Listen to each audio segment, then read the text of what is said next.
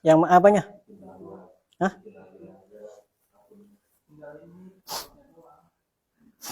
Udah.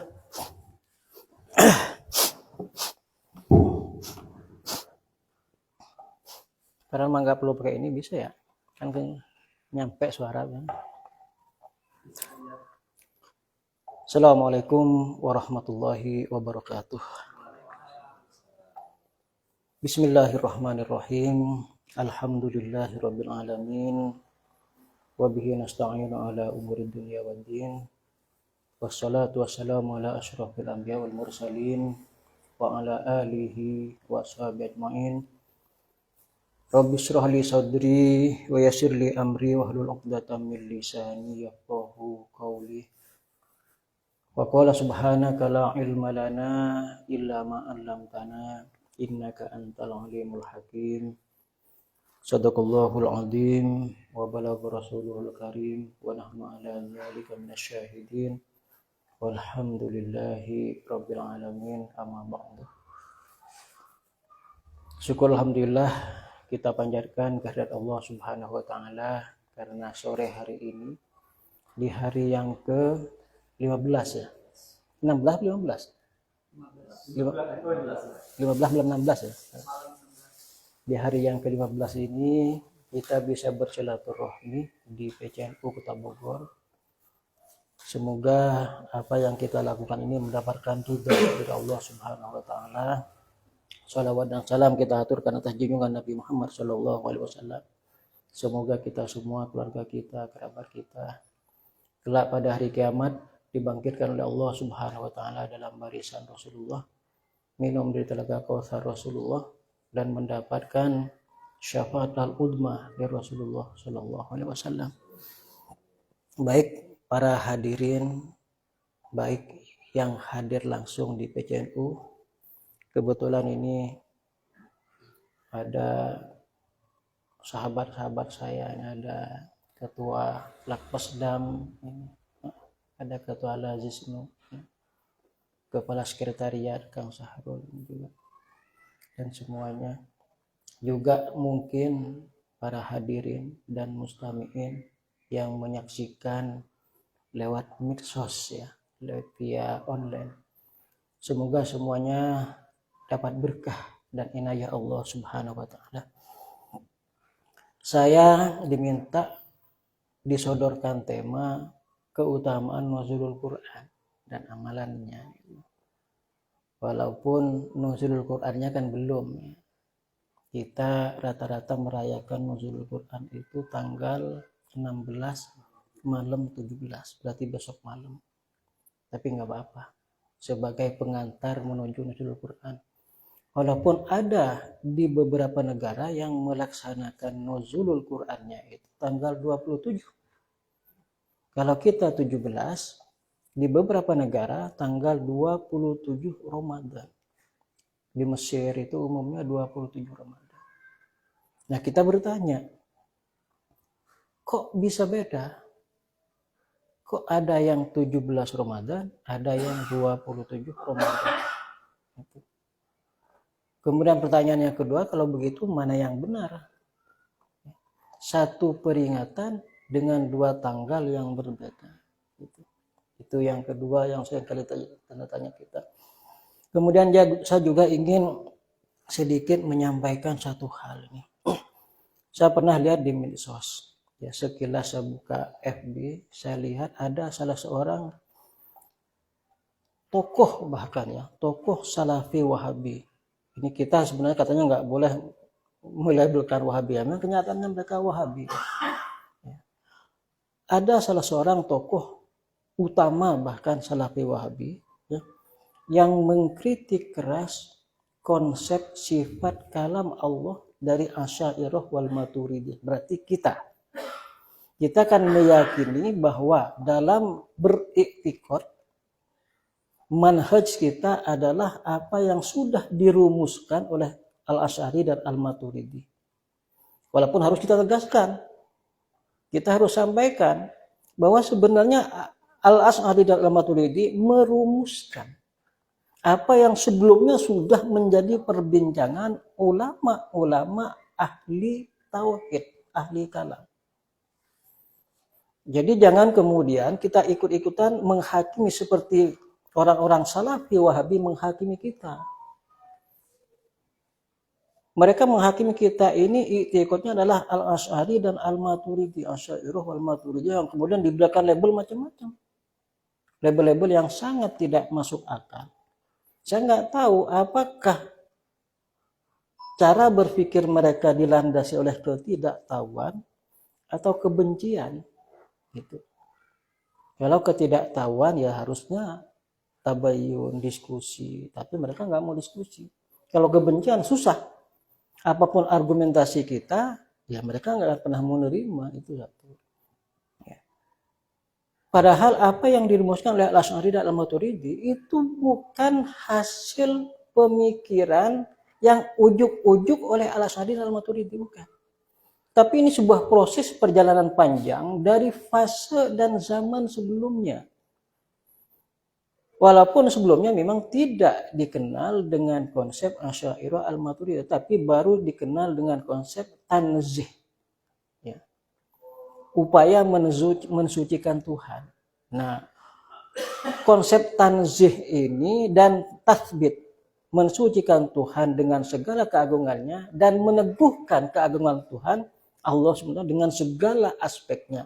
Jadi tasbit wa tanzih itu sudah ada perdebatan, diskusi. Al-Muhasibi sudah mengawali itu bahkan.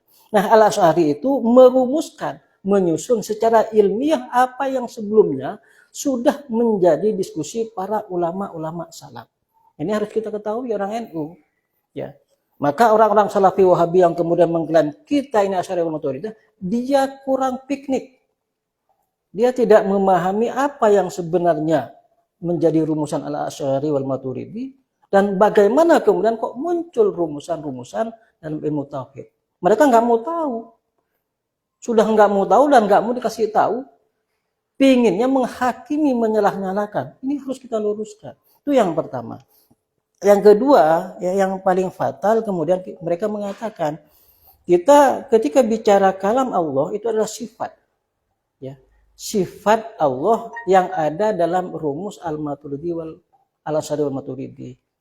Kaunuhu mutakalliman, dan ada sifat maknawiyah ma'ani, qudrat iradat ilmu kalam, ya, ilmu hayat sama basar kalam. Jadi kalam itu adalah salah satu sifat Allah. Nah, bagaimana kita merumuskan kalam? Karena kalau sudah bicara kalam, ini erat kaitannya dengan Quran.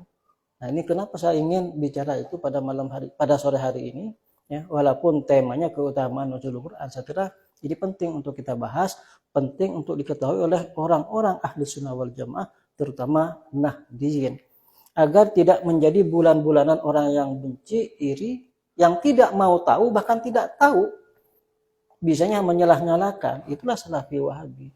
Ya.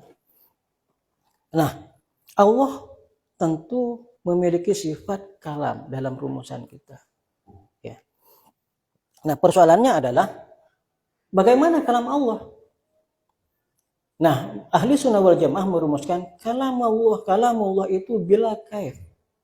Jadi kalamullah itu tidak butuh huruf, tidak butuh suara, tidak butuh tanda baca, dan tidak butuh apapun. Itu yang diyakini ahli sunnah wal jamaah. Sebab apa? Kalau kalamullah butuh tanda baca, berarti hawadis, hal yang baru. Dan nggak mungkin Allah itu, apapun terkait dengan Allah, itu hawadis. Allah itu qadim. Maka kalam pun qadim, kalamullah qadim. Karena kalamullah qadim, maka kita meyakini kalamullah itu tidak butuh tanda baca, tidak butuh suara, tidak butuh huruf. Itu. Nah, para hadirin yang dimuliakan Allah SWT, ini yang kemudian disalahpahami oleh saudara-saudara kita. Mereka kemudian membuat sebuah analisa, membuat sebuah kesimpulan bahwa kita, ahli sunnah wal jamaah, beranggapan Quran itu adalah bahasanya Nabi Muhammad. Sebab apa? Sebab kita meyakini kalam Allah tanpa huruf, tanpa suara, tanpa apapun. Maka ketika muncul Quran sebagai sebuah mushaf, mereka mengatakan kita, ya, dengan berdasarkan keyakinan tadi, seakan-akan kita menegaskan bahwa Quran itu adalah redaksinya Nabi Muhammad. Kata siapa? Kata Wahabi. Tuduhan kepada kita. Padahal kita nggak seperti itu. Nah, ini harus diluruskan. Nah, para hadirin yang dimuliakan Allah SWT, sebenarnya gimana sih? Nah, karena ini kultum, ya, walaupun bukan kuliah 7 menit. Apa tadi? Kang Sahrul, kultum? Kuliah? Aku mau kuliah sama antum, ya senyampainya aja. Tapi saya usahakan sesingkat mungkin ya. Kalau saya urai detail, ya, ini nggak cukup 2 semester sebenarnya. Ya. Harus butuh berapa semester nih Pak Ketua Lazis ini sebenarnya. Tapi saya usahakan sesingkat mungkin. Gini. Jadi kita meyakini, kenapa kita meyakini kalam Allah itu tidak butuh huruf, tidak butuh suara, tidak butuh tanda. Kenapa? Untuk mensucikan Allah. Semata-mata untuk mensucikan Allah agar Allah tidak sama dengan yang baru, yang hawadis. Kenapa? Kalau masih butuh tanda baca, butuh huruf, itu sama dengan yang hawadis. Padahal Allah itu mukhalafatul lil hawadis. Berbeda dengan yang baru. Maka kita yakini seperti itu. Kemudian bagaimana proses dan prosedurnya dari yang kalamullah maha suci, maha qadim, tidak butuh huruf, tidak butuh tanda baca, tidak butuh segala macam. Kemudian sampai kita lihat berakhir di mushaf. Artinya kemudian muncul mushaf. Yang kita pun mengatakan itu kalamullah. Ya kan? Kita kan meyakini. Mushaf yang ada tulisannya, ada tanda bacanya. Walaupun pada zaman dahulu juga sebenarnya nggak ada tanda baca. Sekarang kemudian ada tanda baca. Tetap kita yakin itu adalah kalamullah. Nah pertanyaannya bagaimana kita menjelaskan proses dan prosedurnya? Nah di situ. Nah para hadirin yang dimuliakan Allah SWT, dalam rumus ahli sunnah wal jamaah, ya, dan ini rumus bukan ujuk-ujuk, ini sudah menjadi diskusi dan perdebatan sejak era salafun saleh, tabi'in, sahabat, tabi'in sampai ke kita, ya, bahwa proses turunnya Al-Quran ke kita paling tidak secara global itu melalui 3 fase. 3 fase. Fase pertama adalah dari kalamullah yang qadim tadi, yang tidak pakai huruf, tidak perlu tanda baca, tidak perlu huruf, tidak perlu suara, ya. Kemudian dari kalamullah yang tadi itu tersimpan di Lauhil Mahfuz. Lauhil Mahfuz. Dan itu banyak ayatnya kan, di beberapa Quran juga dijelaskan bahwa pertama Quran itu termaktub dan tertulis di Lauhil Mahfuz. Ya. Di Lauhil Mahfuz seperti apa gambarannya? Allahu a'lam, itu adalah samil, tapi paling tidak kita merumuskan sesuai dengan nas dan dalil-dalil yang ada bahwa di Lauhil Mahfuz inilah, ya, sudah ada rumusan, ya, Quran yang awalnya dari Al-Fatihah sampai An-Nas. Ya. Dari siapa? Allah yang mewahyukan. Kepada siapa? Kepada kolam. Maka muncul nun wal kolam wa ma yasturun. Jadi Allah tidak perlu bersuara. Allah tidak perlu menggambarkan tanda-tanda baca. Tapi Allah kemudian dengan kuasa dan kudrat iradatnya, ya, memerintahkan Al-Qalam untuk menulis kalamullah tadi yang nantinya akan menjadi mushaf. Nah, dalam rumusan ahli sunnah wal jamaah ini disebut dengan kalam nafsi. Kalam nafsi, dan kalam nafsi kan nafsi yang masih belum bisa diraba dan diindra oleh kita, masih bersifat nafsiyun. Kenapa? Karena Allah mewahyukan kepada kolam untuk menyusun rumusan mushaf, ya, mushaf dari awal sampai akhir. Nah, setelah tersusun di Lauhil Mahfuz, baru pada malam Lailatul Qadar Allah menurunkan rumusan yang ada di Lauhil Mahfuz kepada Baitul Izzah. Nah, disinilah kemudian kenapa kok di beberapa negara Lailatul Qadar itu nuzulul Quran diperingati tanggal 27 Ramadan. Karena memang inna anzalnahu fi lailatul qadar. Kami menurunkan Al-Quran, kata Allah, bersamaan dengan Lailatul Qadar, malam Lailatul Qadar. Diyakini tanggal 27. Ya. Walaupun kalau secara syariat, secara zahir, ada beberapa penegasan malam-malam ganjil. Tapi ketika asbabun nuzul ayat ini diturunkan, menurut para ulama, ini terkait dengan bersamaan dengan turunnya Al-Quran dari Lauhil Mahfuz ke Baitul Izzah. Turunnya bagaimana? Sekaligus 30 juz. 114 surat. Sesuai dengan urutan-urutannya. Nah, yang turun apa? Nah, di sini baru kemudian yang diturunkan ke Baitul Izzah itu sudah mulai dalam bentuk kalam hissi. Kalamullah yang tadinya kalam nafsi, yang tidak berbentuk tanda baca, tidak pakai huruf, tidak pakai suara, dirumuskan oleh kolam di Lauhil Mahfuz. Baru rumusan ini kemudian disebut dengan kalam hissi, kalamullah yang sudah bisa dipahami lewat gambaran-gambaran huruf tadi. Ini prosesnya kapan?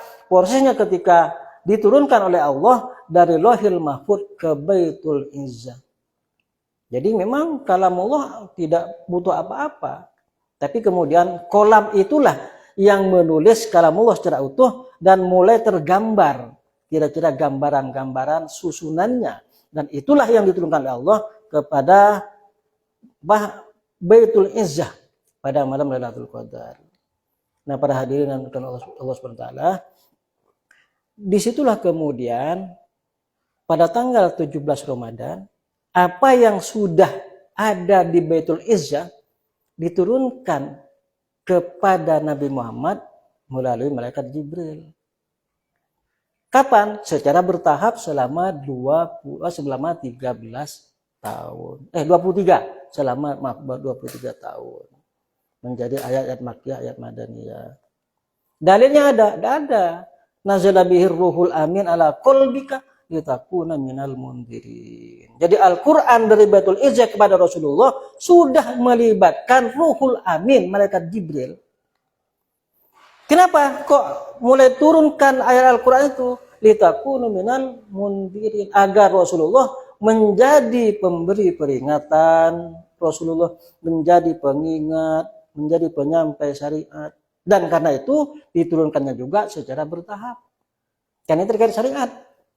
Ketika ada kepentingan syariat, baru diturunkan. Ketika ada hal yang ditanya oleh orang-orang kudus, diturunkan sesuai dengan apa yang menjadi pertanyaan. Kok begitu? Karena memang tugas Rasul diantaranya Rasul itu untuk menjadi mundir bagi kita semua. Dan turunnya ini sudah melibatkan malaikat Jibril. Maka ayatnya nazala bihir ruhul amin ala qalbika litakuna minal mundirin. Kalau yang pertama tadi yang masih kalam hissi, beda dalilnya. Nun wal qalam wa ma yasturun. Enggak ada di situ malaikat Jibril disebut. Karena itu hak prerogatif Allah yang memerintahkan kolam untuk merumuskan yang nafsi menjadi hissi. Yang tadinya tidak pakai huruf, tidak pakai tanda baca, kemudian menjadi tergambarkan agar ketika disampaikan oleh malaikat Jibril kepada Nabi Muhammad sudah bisa dibaca, dirumuskan dan disampaikan ke kita. Barulah kemudian mushaf ini bisa kita baca, kita pelajari. Sehingga kalamullah memang tidak butuh tanda baca sebagai kalam nafsi. Tapi ketika Al-Qalam merumuskan, dibawa oleh Ruhul Amin ke Nabi Muhammad sudah tentu mendapatkan wahyu juga dengan gambaran-gambaran sebagaimana yang kita baca, kita pahami saat ini. Agar apa? Agar menjadi panduan sebagai mundirul qaum saat itu. Berarti semuanya adalah kalamullah. Nah, ini yang tidak dipahami oleh saudara-saudara kita. Bahkan saudara kita mengatakan Karena pandangan Asy'ariyah Al-Maturidiyah tentang Al-Quran inilah maka banyak orang yang kemudian tidak mensakralkan Quran katanya. Bahkan mengatakan Quran itu tidak sakral, tidak kodim. Padahal seandainya mereka mau baca sejarah, itu kan pandangan Mu'tazilah. Mu'tazilah itu yang berpandangan Quran itu tidak kodim. Mu'tazilah lah yang berpandangan Al-Quran tidak sakral. Dan itulah yang diperangi oleh Al-Asy'ari. Al-Asy'ari itu bertahun-tahun diasuh oleh orang tua yang Mu'tazilah. Yang kemudian memisahkan diri dari orang tuanya, mendeklarasikan dirinya terbebas dari paham Mu'tazilah. Kok bisa-bisanya tokoh-tokoh Wahabi mengatakan Mu'tazilah itu efek dari paham Asy'ariyah wal Maturidiyah yang mengatakan Al-Quran kalamullah itu tidak butuh huruf dan tanda baca. Ini kan sebuah distorsi pemahaman yang salah yang kemudian didoktrinkan kepada jamaahnya secara sesat dan menyesatkan. Akhirnya muncullah kesesatan berjamaah, kita diserang habis-habisan padahal mereka nggak paham, hanya bermodalkan doktrin dan kebencian. Ini perlu diluruskan. Maka saya terima kasih diberikan kesempatan dan judul yang memang menjadi unek-unek saya selama ini. Ya. Nah, pertanyaan berikutnya berapa ini lagi nih? Nah, diingat takutnya keburu buka puasa. Ya, Pak, buka puasa nggak? Atau mau lanjut nonton sampai nonton bola? Vietnam lawan timnas. Muncul pertanyaan, ya, kok bisa? Kok bisa dari tidak pakai huruf, tidak pakai suara, tidak pakai tanda baca, kok bisa dipahami oleh kolam? Misalnya kan begitu, ya. Kok bisa dipahami oleh kolam? Ini pernyataan yang sangat menyesatkan lagi. Ini. Allah itu Maha Kuasa, apapun Allah bisa. Ya. Jangankan menyuruh kolam, lebih dari itu pun Allah kuasa untuk melakukan. Jangankan Allah, ya. Gambarannya kita pun oleh Allah sebenarnya diberikan gambaran. Ya. Kita ini kadang diberikan gambaran untuk bisa memahami bahwa walaupun bahasa itu tanpa kaif, tanpa suara, tanpa tanda baca, bisa dipahami. Tentu ya dengan prosedur yang sudah menjadi sunnatullah. Gambarannya begini, kalau ada yang bertanya, oh masa bisa sih kolam merumuskan untayan-untayan kalimat di mushaf dari yang tidak pakai tanda baca, yang asalnya tidak ada tanda baca, tidak ada suara, kok bisa dirumuskan sampai seperti yang kita gambarkan sekarang? Misalnya itu gampang. Gampangnya di mana? Sederhana. Kita punya tangan kanan kiri. Punya kaki kanan, punya kaki kiri, ya. Suatu ketika kita jalan. Ya. Kita jalan di jalan. Ya.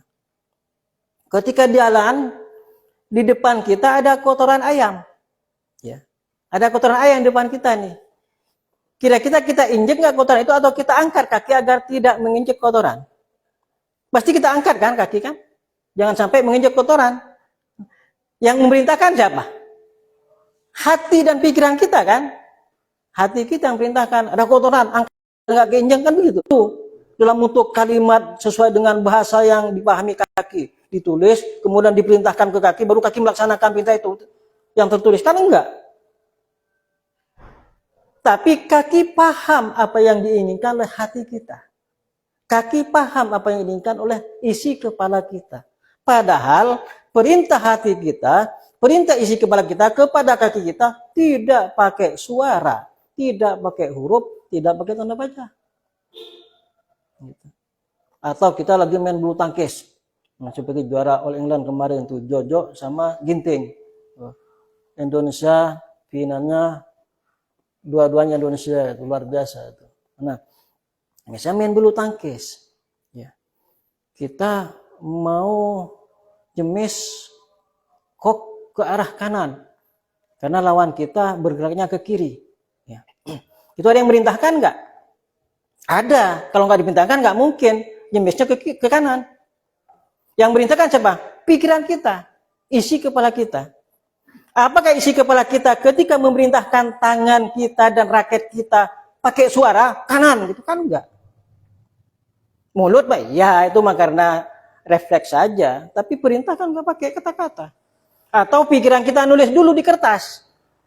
Nanti arahkan ke kanan karena musuhnya bergerak kiri. Diserahkan ke tangan. Oleh tangan dilaksanakan sehingga sembilannya ke kanan. Kan enggak.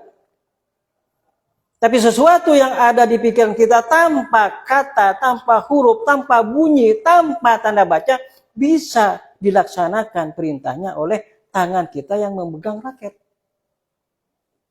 Nah, itulah gambaran bagaimana Allah yang bila kaif, kalamnya bila kaif, tidak pakai tanda baca, enggak butuh huruf, bisa memerintahkan kolam, nun wal kolam, yang kemudian tersusunlah mushaf-mushaf sebagaimana yang Allah kehendaki dan dirumuskan oleh Al-Qalam, kemudian disampaikan kepada kita, jadilah Al-Quran yang kita baca, kita amalkan, dan kita kerjakan isinya. Nah, yang terakhir karena juga harus bicara keutamaan. Setelah itu saya memang keinginan saya untuk menjelaskan keutamaan Quran itu banyak. Keutamaan Quran itu banyak. Kalau kita baca pahalanya huruf per huruf. Bahkan alif lam mim itu alifnya satu huruf. Kita mengajarkan itu satu perbuatan yang paling utama juga. Bahkan Quran itu bisa menjadi syafaat kita di akhirat. Dan yang tidak kalah pentingnya, dalam hadis Rasul, kalau kita baca Quran, di sini ini di kantor PC kita baca Quran, di mana-mana baca Quran, itu terlihat oleh malaikat di langit, sama seperti kita melihat langit di malam hari, yang penuh dengan gemerlap bintang. Kita kan lihat ke atas, ke langit, banyak bintang, cahaya bintang bertaburan di mana-mana. Malaikat di langit itu lihat bumi itu, banyak melihat percikan-percikan cahaya dari orang-orang yang baca Quran di mana-mana. Itu di antara fadilah Quran. Maka keutamaan baca Quran itu banyak. Ya. Baca Quran itu banyak.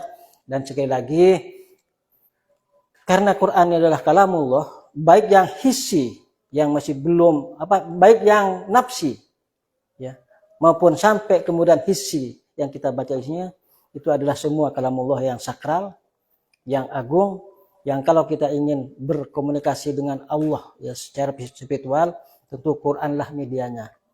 Sholat ya, tapi kan kita nggak merasakan. Kadang khusyuk ya, nggak khusyuk juga nyampur aduk. Puasa kita yakin ya kita puasa sesuai syarat rukun.